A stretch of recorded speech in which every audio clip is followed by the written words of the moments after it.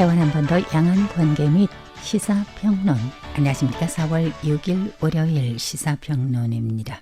원래台湾의 대미 수출 제품의 관세는 평균 약 3%였습니다. 그러나 작년 4월 초에 전 세계를 향한 트럼프식 상호 관세 발표 이후 각 국가들이 서둘러서 미국과의 관세 협상을 진행했고台湾은 최종적으로 15% 관세를 적용하게 됐습니다. 올해 초 정부 당국에서는 이건 가장 우호적이고 혜택을 받은 것이라고 발표하기도 했습니다. 하지만 자세히 그 내용을 들여다본다면 그게 진정으로 타이완에 유리한 것인지에는 여전히 의구심이 갑니다. 즉 원래 평균 약 3%의 관세가 15% 과세로 확정된다는 건 실제로는 인상된 것이나 다름이 없기 때문이죠. 게다가 타이완은 대규모적인 대미 투자를 약속해야 했고 그게 진정한 상호적인지 국내에서 같은 목소리를 내기란 어렵다고 봅니다.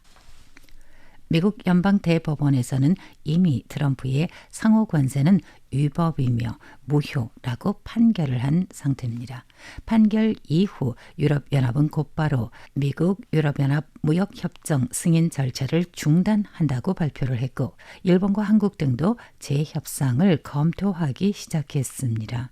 이에 비해서 우리는 행정부문이 입법부문에 조속한 협정 통과를 촉구했습니다. 이 법원의 법안 심의가 늦춰지는 걸 단순히 여소야대의 입법부문이 행정 법안 결정에 대한 방어수단으로만 볼 수 없어서 그렇지 않을까 고려해 볼 필요가 있습니다. 우선 타이완과 미국은 타이완-미국 상호무역협정 ART를 공식 체결하고 상호관세 15%를 중복 없이 적용을 하며 232조 관세에서 최혜국 대우를 확보하는 등 총 6대 목표를 달성했다고 행정원은 기자회견을 통해서 대우에 발표한 바 있습니다. 총통도 같은 시기에 타이완-미국 상호무역협정 및 타이완-미국 투자 양해각서를 체결한 것은 5가지 역사적 돌파를 이룬 것이라고 평가하며 타이완 산업과 경제의 업그레이드 및 전환을 이끄는 최대 동력이 될 것이라고 밝힌 바 있습니다. 또한 정부는 산업지원 경제안보 협력 강화, 중장기 구조조정에 질서 있는 대응이라는 3대 방향에서 적극적 조치를 취해 타이완 경제의 전환과 업그레이드를 가속할 것이며 이 법원이 전폭적으로 지지하고 신속히 심의를 완료해 줄 것을 촉구했습니다.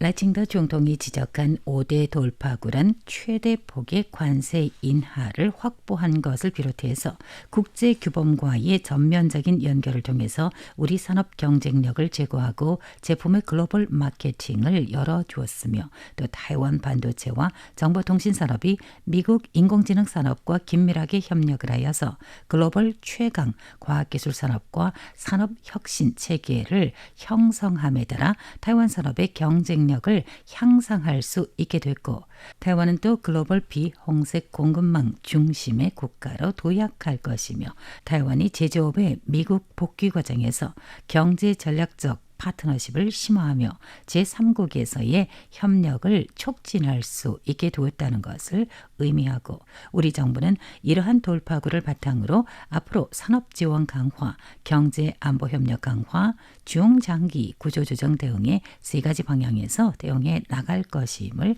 뜻합니다. 미국, 이스라엘, 이란 전쟁이 지속되는 가운데 에너지 안보가 주목되는데 타이완, 미국 간의 상호무역 협정에 따르면 우리의 대미 에너지 구매 확대도 포함되어 있습니다. 예컨대 우리 국영기업 에너지 안정과 지속 가능성을 고려하여서 미국산 석유, 천연가스, 전력설비 및 민간 항공기 등을 구매하게 되는데 오는 2029년까지 미국으로부터 LNG 및 원유, 미화 440여억 불, 전력 및 산업설비 미화 250여억 불, 또 항공기 및 엔진 미화 152억 불 규모의 구매가 계획돼 있습니다. 이렇게 보면 타이완은 미국의 상호 관세 문제에서 대단한 성과를 거두었다고 평가할 수 있습니다.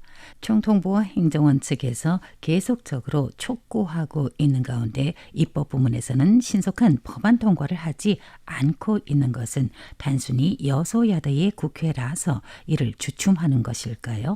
여야 입장차 가운데에서 국회에서는 트럼프 행정부의 변수와 관세 협정의 유효성에 주목하며 국산차 시장이 받게 될 충격을 내세우고 있습니다. 심지어 관세 외의 대미 투자 방면에서 기업계가 자주적으로 대미 2,500억 불 규모를 투자하고 우리 정부가 신용 보증으로 지지한다는 것으로 금융기관이 미화 2,500억 불의 기업 융자를 해준다는 항목이 있는데 과기산업 관계자는 과기업과 금융업 간의 2,500억 불 신용담보는 이보다 몇 배가 높은 과기산업 투자 열풍을 불게 할 수도 있다는 우려를 표했는데 업계의 우려는 간과할 수 없는 것이라서 행여나 돈이 다 빠져나가지 않을까 하는 의구심이 생길 수 있습니다.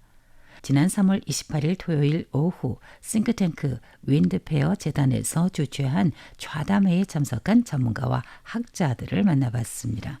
상호주의라는 건 가장 공평하게 느껴지는 말인데 그들은 한결같이 우리와 미국과는 상호적이지 않다는 견해를 비추었습니다.台湾의 대미 수출 제품 관세는 원래 평균 약 3%가 부과됐던 것이 트럼프 행정부의 요구로 15%를 적용했지만 그 반면 미국의 대타이완 수출 제품의 관세는 크게 낮아지거나 심지어 무관세가 됐고 이에 대해서 타이완은 막대한 규모의 대미 투자와 구매를 약속했다는 결과는 상호 무역협정이라는 게 전혀 상호적이지 않기 때문에 타이완의 유리한 점을 찾기 어렵다는 것입니다. 타이완의 경제산업, 국방의 자주성, 식품 안전에는 얼마나 큰 영향을 미치게 두을 것인지 또한 타이완은 다른 국가들처럼 적극적으로 재협상을 추진해야 하는지에 대해서 이날 포럼에서 토론됐습니다. 과기산업, 경제정책, 국제정치경제 방면 전문가들로 구성된 참석자들은 행정원 부원장을 역임했던 현 전기전자제품 제조업협회 두즈윤 고문의 사회로 중화경제연구원 지역발전연구센터 리오다니엔 센터장, 정보산업연구소 시장정보센터 센터장을 역임했던 마이크로 IP 전즈앙 이사, 그리고 국립정치대학교 외교학과 황회보 교수를 토론자로 초청해 이번 타이완 미국 무역협정의 핵심과 영향 그리고 더 나은 결과를 어떻게 쟁취할 수 있을지에 관해서 패널들이 각각 논문을 발표하고 토론과 분석을 진행했습니다. 중화경제연구원 리오다닌 팀장은 현재 미국과 무역협정을 체결한 국가 중에 타이완과 유사한 조건 내용이 붙은 나라는 총 9개에 불과하며 이는 타이완을 포함해서 말레이시아, 캄보디아, 방글라데시, 인도네시아, 과테말라, 아르헨티나, 에콰도르 등이고 한국과 일본 그리고 베트남, 인도, 유럽연합과 스위스 등은 다른 형태의 협정이나 MOU를 사용한다고 밝혔습니다. 그는 이 무역협정이 자유무역협정 FTA의 요소를 일부 포함하고는 있지만 FTA는 아니며 타이완의 일방적 시장 개방만을 포함한다고 지적했습니다. 이를 뒷받침하는 건 이미 공개된 조항에서 찾아볼 수 있습니다. 료다넨 팀장은 이러한 협정이 여전히 미국의 이익 중심이라고 지적을 했습니다. 예를 들어서 미국은 복제약에 관세를 부과하지 않는데 이는 자국 의료비 절감을 위한 것이라고 말했습니다. 이 밖에도 이번 타이완 미국 상호 무역협정에는 타이완이 국방비를 GDP의 3% 이상으로 유지해야 한다는 조항이 포함되어 있는 것도 타국에서는 없는 특이한 상황이라고 덧붙였습니다. 무역협정 자체는 절대적으로 좋거나 나쁜 것은 없을 것이라 봅니다. 이번에 신경이 쓰이는 부분 중에 하나는 아마도 이름처럼 상호적이지 않다는 데에 있는 것으로 보입니다. 국립정치대학교 외교학과 황회보 교수는 우리 정부가 대미 투자와 관련해서 구체적인 내용을 공개하지 않는 이유에는 혹시 숨겨진 부분이 있는 건 아니냐는 의문을 제기했습니다. 미국이 약속한 2,500억 불 규모의 투자와 추가 2,500억 불 규모의 신용 보증이 기존 TSMC사의 미국 투자 계획 1,650억 불을 포함하는지 여부가 아직 확인되지 않았고, 또한 미국 상무장관 러트닉이 타이완 반도체 첨단 생산 능력의 40%를 미국으로 이전하길 바란다고 언급한 점이 이번 양국 협정에 포함됐는지도 의문이 아닐 수 없다는 겁니다.